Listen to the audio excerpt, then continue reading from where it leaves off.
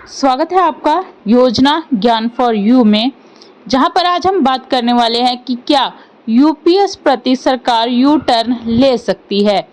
IAS के बारे में हम आपको विस्तार से जानकारी देते हैं, तो आप वीडियो को देखें। अगर आप हमारे इस चैनल पर पहली बार आए हैं तो चैनल को सब्सक्राइब जरूर करें, वीडियो को लाइक जरूर करें और शेयर करें ताकि लोगों को भी ये जानकारी पता चल सके। दोस्तों, आप सभी को पता ही है कि हाल ही में लागू की गई यूपीएस के खिलाफ लगातार कर्मचारियों का आंदोलन बढ़ता ही जा रहा है। इसमें खास बात यह है कि जो यूपीएस योजना जो है और ये केंद्रीय कर्मचारियों के लिए लागू है, लेकिन जो राज्य के कर्मचारी हैं वह इसके खिलाफ बढ़ चढ़कर आंदोलन कर रहे हैं। खास तौर पर एनपीएस कर्मचारी यानी राष्ट्रीय पेंशन योजना से जुड़े कर्मचारी इसके खिलाफ खड़े हो रहे हैं। कर्मचारियों की एकजुटता और ओपीएस की बहाली को लेकर आंदोलन करने वाले कर्मचारियों के लिए यह एक शुभ संकेत हो सकता है, लेकिन बीजेपी के लिए यह शुभ संकेत बिल्कुल भी नहीं है। क्या यूपीएस की जो ये योजना है वह ठीक विधानसभा चुनाव से पहले 4 राज्यों के जो विधानसभा चुनाव हो रहे हैं उससे पहले किसी खास मुद्दे के लिए सामने लाई गई थी या फिर कोई और ऑप्शन थी?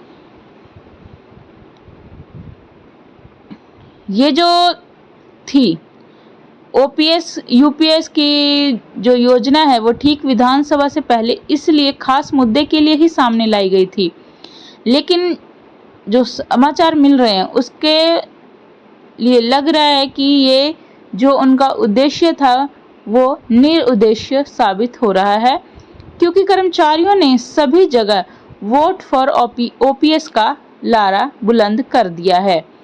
इसके संबंध में विजय कुमार बंधु भी सामने आकर बात कर रहे हैं कि सभी राज्यों के कर्मचारी वोट फॉर ओपीएस का नारा लागू करें और अपने हक के लिए लड़ें, और वह वोट उसी को दें जो ओपीएस को लागू करेगा, क्योंकि एक भी कर्मचारी ऐसा नहीं है जिसे एनपीएस या फिर यूपीएस से संतुष्टि हो।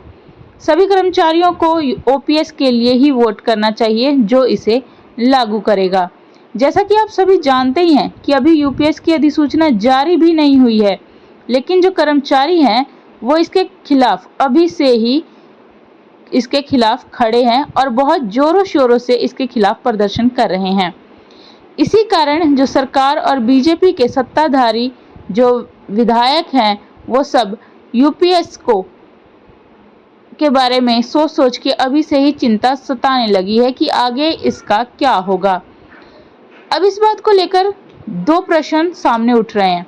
पहला सवाल यह है कि सरकार को क्या इसका बिल्कुल भी अंदाजा नहीं था कि यूपीएस के खिलाफ कर्मचारी इस तरीके से लामबंद हो जाएंगे, और अगर उसे पता था तो फिर इतना सब जानने के बाद भी वह यूपीएस को सामने क्यों लेकर आए।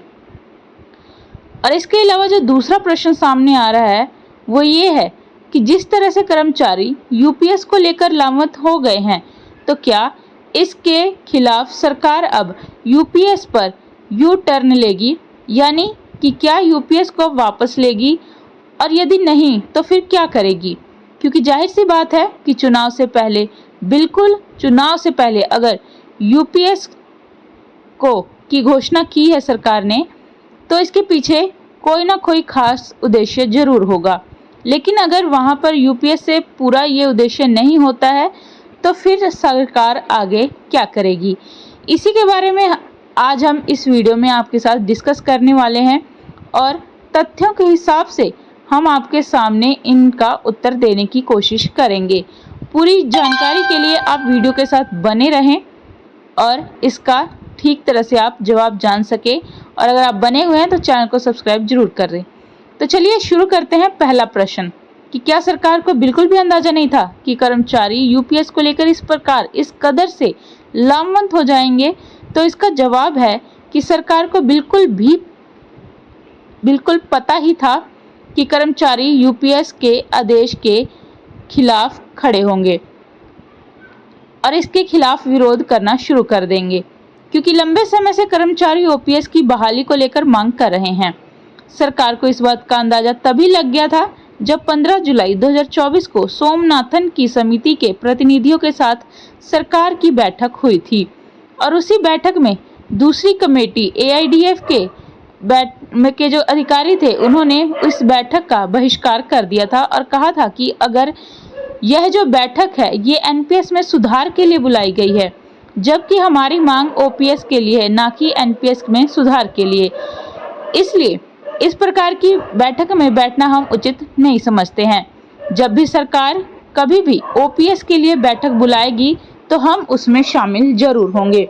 तो सरकार को पता था कि इस तरह से UPS की घोषणा जो है सरकार ने वह उचित नहीं है सरकार के लिए, तो फिर सरकार ने यह घोषणा क्यों की? तो जैसा आप सभी को पता है कि पिछली बार सत्ता में BJP सत्ता की सरकार का प्रदर्शन अच्छा नहीं रहा था।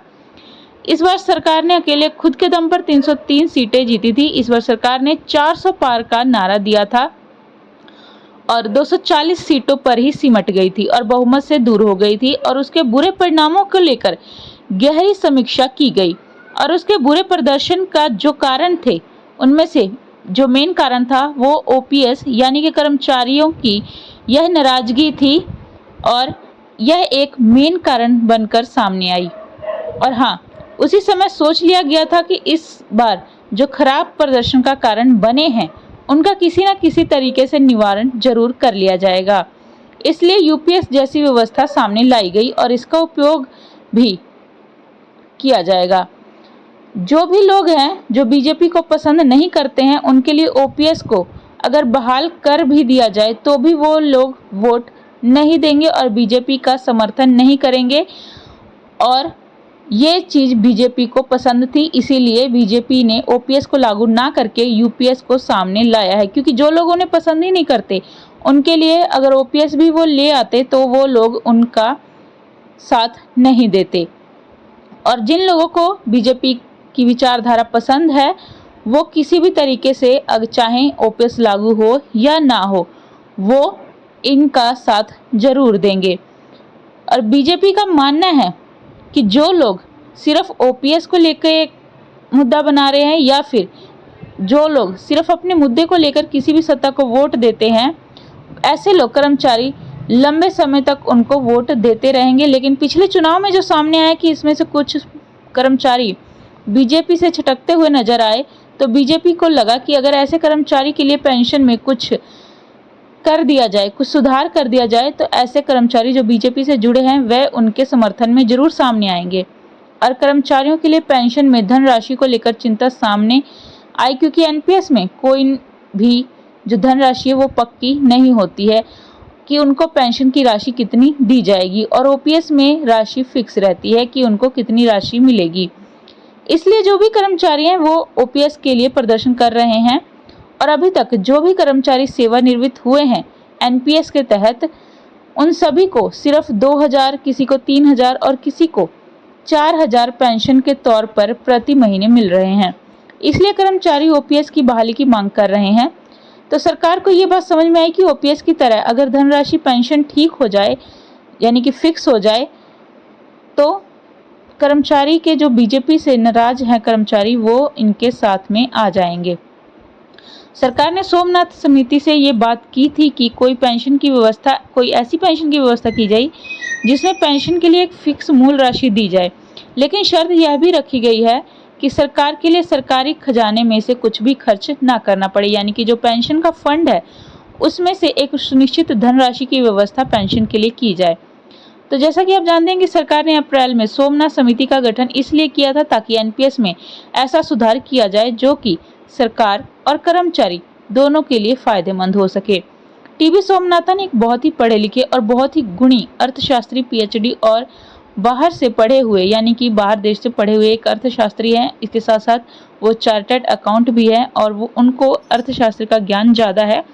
तो सरकार ने इसीलिए उन्हें चुना ताकि यह एक ऐसी पेंशन की व्यवस्था कर सकें जिसमें से सरकार का पैसा भी खर्च ना हो और कर्मचारी भी खुश हो जाएं। इसलिए UPS को सामने लाया गया और उनके सामने जो ये व्यवस्था है वो ऐसी खड़ी कर दी गई जैसे कि हम किसी दर्जी को अगर हाफ बुशर्ट का कपड़ा दे दें और उसे बोलें कि हमें फुल स्लीव्स का कपड़ा चाहिए, तो वो दर्जी क्या करेगा? वो इधर उधर से कतरन जुटाएगा, छोटे छोटे कतरन जुटाएगा, उन्हें समेटेगा और फिर उससे शर्ट तैयार करेगा। तो इसी तरह से सरकार ने उसके सामने लाई है और इसी तरह सोमनाथन ने इधर उधर से कट करके एक नई पेंशन व्यवस्था यूपीएस को बनाया है। और अगर यूपीएस के बारे में विस्तार से जानना है, ओपीएस के बारे में विस्तार से जानना है, तो इसके बारे में भी वीडियो हमारे चैनल पर ला दी गई है, आप वहां से चेक कर सकते हैं। और आप बात कर लेते हैं दूसरे प्रश्न की, तो क्या सरकार यूपीएस पर यू टर्न लेगी, यानी यूपीएस को वापस लेने के बारे में सोच सकती है? तो इसके बारे में जहां तक हमें जानकारी है, तो इसके बारे में हमें यही पता चला है कि अभी सरकार जो है इस पर कोई भी यू टर्न नहीं लेने वाली है, कोई भी फैसला नहीं करने वाली है। फिलहाल वह यूपीएस का जोर शोर से प्रचार करेगी और इसके फायदे बताएगी। जैसा कि अभी हरियाणा के कुरुक्षेत्र में 14 सितंबर की रैली में मोदी सरकार ने यूपीएस की बहुत जोर शोर से प्रशंसा की थी और इसे कर्मचारियों के हित में बताया गया था। और यह भी बताया गया था कि देश भर के जो कर्मचारी हैं वो यूपीएस से बहुत खुश हैं।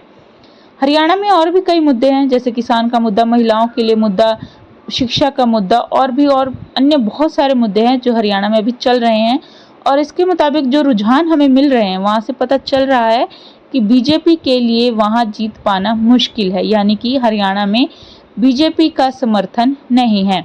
और अभी सरकार इन दो राज्यों के चुनाव में यही टेस्ट करेगी कि क्या प्रदर्शन जा रहा है यूपीएस को लेकर, यानी कि यूपीएस का इन दोनों राज्यों में कैसा प्रदर्शन सामने आ रहा है। क्या कर्मचारी लोकसभा चुनाव में इनसे छटक गए थे, वो क्या दोबारा इनसे जुड़ेंगे, यानी कि इनका समर्थन करेंगे या फिर नहीं। और अगर विधानसभा चुनाव में कर्मचारी बीजेपी में वापस लौट जाते हैं, यानी कि बीजेपी का समर्थन कर रहे हैं, तो ये बात तय है कि यूपीएस में सरकार कोई यू टर्न नहीं लेगी। और अगर इस बार भी कर्मचारी बीजेपी के समर्थन में हैं, यानी कि अगर कर्मचारी खुश नहीं है और इसके खिलाफ खड़े रहेंगे, तो आने वाले समय में ऐसा हो सकता है कि बीजेपी यू टर्न ले सकती है, यानी इसके बारे में कोई डिसीजन ले सकती है। क्योंकि महाराष्ट्र और झारखंड दोनों ऐसे राज्य हैं जहां पर बीजेपी की सरकार काफी समय से चल रही है और वहां पर वो कोई भी रिस्क नहीं ले सकेगी।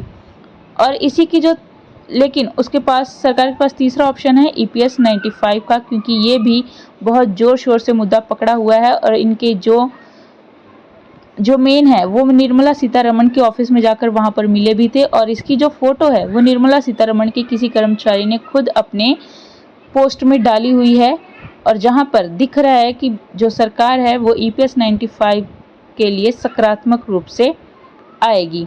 तो अगर यूपीएस से सरकार को कोई फायदा नहीं मिला तो ओपीएस के बारे में सोच भी सकती है कि ओपीएस का बहाल करे या यूपीएस में कोई सुधार करे। लेकिन उसके पास एक तीसरा मुद्दा यह भी है, क्योंकि आजकल ये मुद्दा बहुत गर्म है ईपीएस 95 का, क्योंकि जो पेंशनर्स हैं उनको जो पेंशन है 1000 रुपये मिल रही है, उसे वो बढ़ाने की मांग कर रहे हैं, जो कि 7500 तक की करने की मांग कर रहे हैं।